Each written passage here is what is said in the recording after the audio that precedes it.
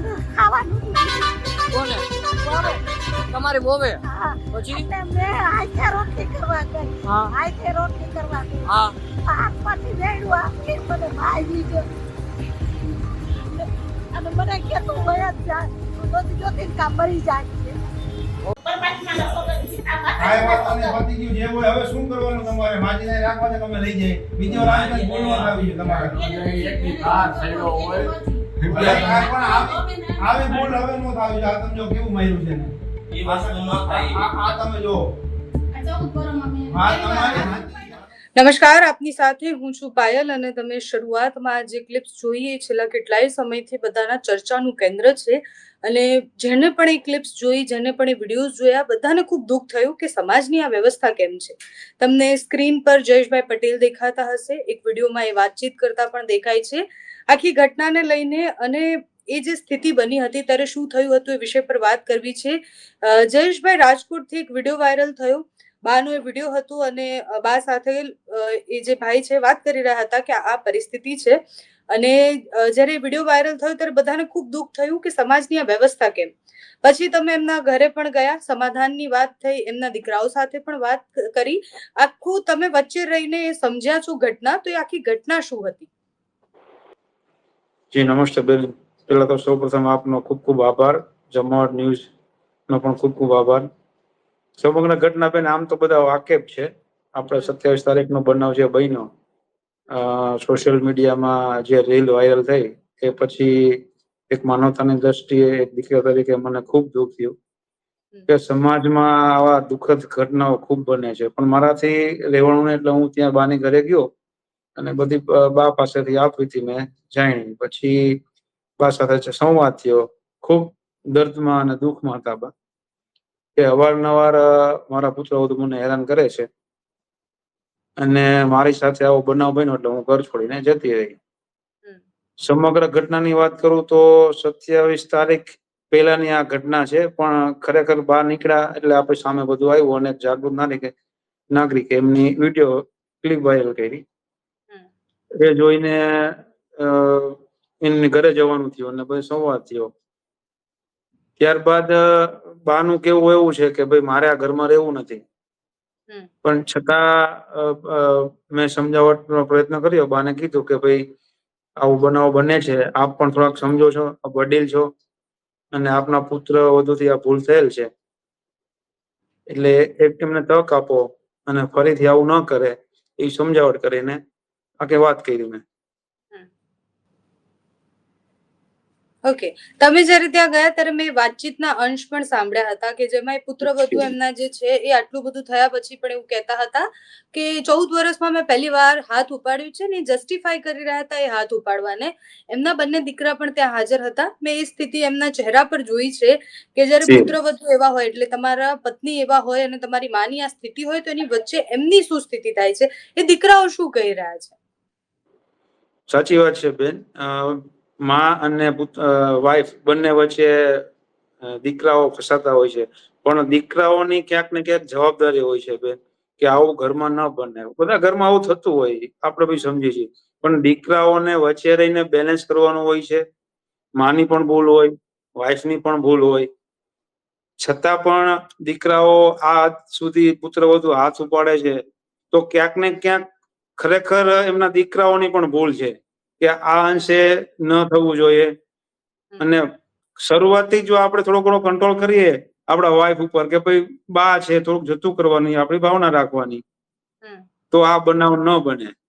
અને વચ્ચે જયારે આ બનાવ બનેલો ત્યારે સવારમાં તો દીકરાઓ પણ ત્યાં હાજર હતા. બાનું એવું કેવું છે જયારે મેં મારકૂટ થઈ ત્યારે દીકરાઓ સવારે ત્યાં હાજર હતા. એ પછી બા ત્યાંથી નીકળી ગયા છે, બપોર પછીનો સમય છે, પણ સવારે તો ત્યાં દીકરા હાજર. એટલે ક્યાંક ને ક્યાંક બેન ખરેખર દીકરાઓની 100% ભૂલ છે. આ ન થવું જોઈએ. પણ આ જે બનાવ બન્યો છે એ ખૂબ જ દુઃખદ છે બેન. અચ્છા, બા સાથે પણ તમે પર્સનલી વાત કરી હતી. તમે કહેતા હતા કે લીગલી પણ આપણે આમાં લડી શકીએ. જી તો બેન, બાનું શું કહેવું હતું કે એમને એમના દીકરાઓ સાથે જ રહેવું છે કે પછી એમને અલગ રહેવું હતું? હા, મેં કીધું બેન કે ભાઈ આપણે તમારા દીકરાઓ વિરુદ્ધ અને પુત્રવધુ વિરુદ્ધ આપણે લીગલી એક્શન લઈએ જેથી કરીને પોતે પણ ન કરે અને સમાજમાં પણ એક દાખલો બેસે કે આવી ભૂલ ન થવી જોઈએ. પણ બાનું ખરેખર કેવું એવું છે કે ના બેટા, મારા દીકરાઓની ભૂલ થઈ છે, મારા પુત્રવધુની ભૂલ થઈ છે. છતાં પણ હું તમને હાથ જોડું છું. આપણે જોયું હશે કેમેરામાં જ બા એમ કે છે હું બેન પગે લાગુ, પણ મેં કીધું પગે ન લાગવાનું હોય બા, આપણે જે લીગલી છે એ આપણે કરીએ, જેથી કરીને આ આવું બીજી વાર ન કરે. બાએ કીધું ના દીકરા, એ મારા દીકરા છે, આપણે એવું કઈ કરવું નથી. સમાજમાં ખરાબ દેખાય મારું, એનું ખરાબ દેખાય, હું એવું ઈચ્છતી નથી બેન. એટલે બાએ તદ્દન ના પાડી મને. નકર મારે તો ખરેખર બેન આમના વિરુદ્ધમાં લીગલ એક્શન લેવાના જ હતા. ખૂબ દુઃખ થયું છે. બાને પણ મેં કીધું કે જેથી કરીને બીજી વાર આપની સાથે આવું ન કરે, પણ બાએ મોટું મન રાખીને ના પાડી બેન મને. આપણે જે ઓલી કહેવત છે ને કે છોરું કછોરું થાય પણ માવતર હા કમાવતર હા બેન, ના હા, થાય. એટલે બરોબર ઘણા છે બધા બેન. માવતર એવા છે કે જે પોતાના ઉપર બધું જ દુઃખ દર્દ સહન કરી લે એકવાર, પણ બાળકને જીવે ત્યાં સુધી એવું ના ઈચ્છે કે એમને કોઈ પણ તકલીફમાં આવે. આખી ઘટના બરોબર છે. પછી રાજકોટના સંદર્ભમાં જ આ ઘટના નહીં, બધી જ જગ્યાએ આવું થાય છે. હું બહુ બધા એવી જગ્યાએ ગઈ છું વૃદ્ધાશ્રમમાં કે મેં બહુ જ કપરી પરિસ્થિતિમાં જીવતા મા બાપને જોયા છે. જયેશભાઈ, બરોબર છે. રાજકોટમાં એક બહુ જ મોટું વૃદ્ધાશ્રમ છે, ત્યાં પણ હું ગઈ હતી, ત્યાં પણ મેં જોઈ છે આ પરિસ્થિતિ. સમાજની આ પરિસ્થિતિ અચાનકથી નથી આવી. છેલ્લા કેટલાય સમયથી વૃદ્ધાશ્રમો વધી રહ્યા છે. લોકોનો જે ટેમ્પર છે, એવા અનેક વિડીયોઝ આપણે જોયા છે કે જેમાં પુત્ર વધુ હોય કે પછી દીકરા હોય, મા બાપને મારતા હોય ને એટલી ક્રૂરતા સાથે મારતા હોય કે કોઈ જોઈ પણ ન શકે. આ વિચાર અને આ બધું કેમ મતલબ અત્યારે આ સામે આવી રહ્યા છે, વિડીયોઝ વાયરલ થાય છે એટલે, બાકી પહેલા પણ થતું હશે. પણ માનવતા નામની વસ્તુ પણ હવે મરી ગઈ છે. એ મા બાપ છે એટલે જ નહીં, પણ એક માણસ છે એવી રીતના પણ એમને ટ્રીટ નથી કરતા. સાચી વાત છે બેન. અત્યારના સમયમાં એજ્યુકેટેડ વર્ગ છે, પણ છતાં પણ જે પેલાના જે પુત્રો છે એ સાચવતા એવો અત્યારે નથી સાચવતા. સમય અત્યારે બહુ ફાસ્ટ થઈ ગયો છે. કોઈની સાથે કોઈને ગમતું નથી. આ સ્વાભાવિક છે, જૂની રૂઢી હોય એટલે થોડોક કચકચાટ માવતરનો થતો હોય. પણ આ સમયમાં જો આવું નવું ચાલશે તો એક પણ વૃદ્ધાશ્રમ બેન છે ને ખાલી નહીં રહે, જગ્યાઓ ઘટવાની છે. વેઇટિંગ છે અને અત્યારે પણ વૃદ્ધાશ્રમમાં. હા, અત્યારે પણ પેન્ડિંગ છે બેન. એવું નથી, આ તો ઠીક છે આપણી સામે કિસ્સો આવ્યો છે, પણ આવું તો બહુ બધું બને છે. આવું ખરેખર ન થવું જોઈએ. હવે આવું જોતા તો બેન મને પણ ખરેખર પ્રેરણા મળી કે હું પણ આવતા દિવસોમાં આવા દુખી બા અને બાપુજી છે એના માટે હું કંઈક કરું બેન. એટલે આ દુઃખદ ઘટના છે, આવું ન થવું જોઈએ. અને અત્યારનો આપણે સ્માર્ટફોન વાપરીએ છીએ તો આપણે પણ સ્માર્ટ બનવું જોઈએ ને. અને આપણી જવાબદારી બેન કેટલી છે, એક મા બાપને સાચવવાના છે, બીજું કઈ નહીં કરીએ તો ચાલશે. આમ તો આપણે મોટી મોટી વાતો કરતા હોય છીએ, અમે આમ કરીએ અમે આમ કરીએ, પણ એક મા બાપને જ સાચવી શકતા બેન આપણે. જયેશભાઈ, એ જ ઘટનાને લઈને એટલે તમે સમાધાન તો કરાવી દીધું, એટલે વચ્ચે તમે હતા અને વાતચીત થઈ અને એમના દીકરાઓ એવું સ્વીકાર્યું કે આગળ જતા કશું જ નહીં થાય. પણ એવા બહુ જ બધા લોકો છે, એમની વચ્ચે સમાધાન કરાવવા વાળું કોણ? એવા અનેક મા બાપ છે જે રસ્તા વચ્ચે રખડે છે અને એમને એમના બાળકો સાચવી નથી શકતા. અને મને નથી લાગતું કે અત્યારે પણ બા જો એમના ઘરે છે તો એ સુખેથી રહેતા હશે. એમના અંદર એ પીડા તો હશે જ કે મારા વહુએ મને આટલું માર્યું અને એના પછી હું પાછી અહીંયા રહી છું. તો એ વચ્ચેનું માણસ કોઈએ કેમ બનવું પડે? કેમ દીકરા વહુ કે પછી જે ઘરની પરિસ્થિતિ છે, જે ઝઘડા સામાન્ય બધા જ ઘરમાં થતા હોય છે, એ જાતે જ કેમ ન સોલ્વ થઈ જાય? વાત સાચી છે બેન. અને આપે જોયું હશે, બા એવું કીધું છે કે ભાઈ અત્યારે તો ખૂબ સારું છે. 2 તમે મહિના જાશો 4 મહિના, હા 2 મહિના 4 મહિના કે 6 મહિના જો આવું નવું હશે તો હજી પણ હું ઘર છોડી દઈશ અને હું બીજો કઈક રસ્તો હોય છે. એટલે મેં વચ્ચે રહીને બાને કીધું છે કંઈ પણ ભવિષ્યમાં થાય તો તમારી જવાબદારી અમે લેવા તૈયાર છીએ. તમે કાંઈ ચિંતા ના કરતા, શાંતિથી રહેજો. અને એમના દીકરાને પુત્રવધુને પણ સમજાવ્યા છે કે ભાઈ આવું ફરીથી ન બને એની તમે કાળજી રાખજો. નહીંતર અમે તો એના દીકરા છીએ, તમે છો છતાં નથી તો અમારે થવું પડશે એમના દીકરા. એટલે બાની ભવિષ્યમાં પણ અમે જવાબદારી લેવા તૈયાર છીએ.